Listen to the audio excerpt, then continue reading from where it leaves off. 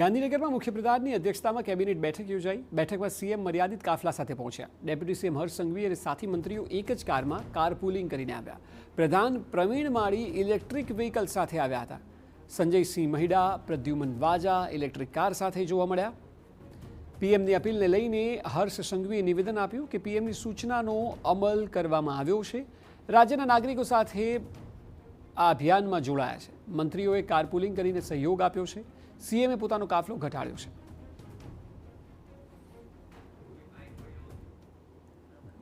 કારપુલિંગ હોય કે પછી પેટ્રોલ ડીઝલ ઇંધણ બચાવવા માટેની અપીલ હોય, આ અપીલને અમે સૌ લોકો આવકારીએ છીએ।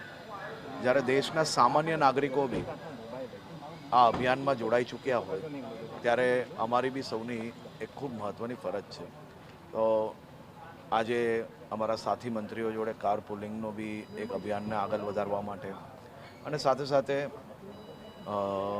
સંપૂર્ણ સુરક્ષાના વિષયો જ્યાર સુધી ધ્યાનમાં રાખીને એના સિવાયનું વધારાની જે કોઈ વ્યવસ્થાઓ છે એને મુક્ત કરવામાં આવી છે અને વધુ ગાડીઓનો કાફલો અને એ બધી જ વસ્તુઓને મુક્ત કરવામાં આવ્યો છે।